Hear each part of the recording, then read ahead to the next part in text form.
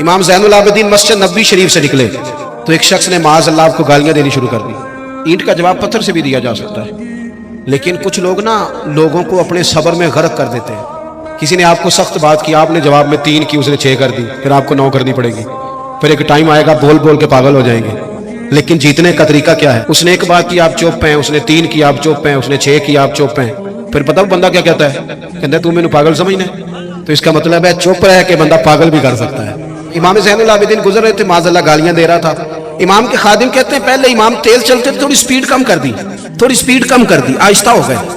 اب وہ بختا جا رہا ہے، امام سب چپ پہ تسبیح پڑھ رہے ہیں، چپ کر کے گزر رہے ہیں. ویسے بھی ہر بندے کی اوقات نہیں ہوتی کہ اسے جواب دیا جائے. امام صاحب نے قدم آہستہ آہستہ کر دیے. امام صاحب کا گھر آ گیا تو امام صاحب ٹھہر گئے، پیچھے پلٹ کے دیکھا تو ہنسے، کہنے لگے بیلیا میرا گھر آ گیا ہے، کوئی بات رہ گئی ہو تو کر لو، رہ گئی ہو تو کر لو. وہ شخص کہتا ہے مجھ پہ تو بجلیاں گری، میں سکتے میں آ گیا.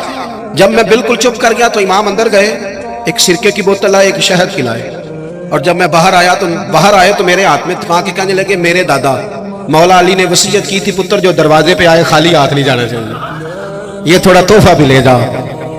وہ شخص پیروں میں بیٹھ گیا، کہنے لگا حضور مجھے تو کسی ظالم نے شرارت کی تھی اس کام لگایا تھا، مجھے تو سمجھ آ گئی ہے آپ واقعی خون رسول ہیں. اپنی زندگی میں حوصلہ. میرے دوستو ہم نہ صبر نہیں کرتے.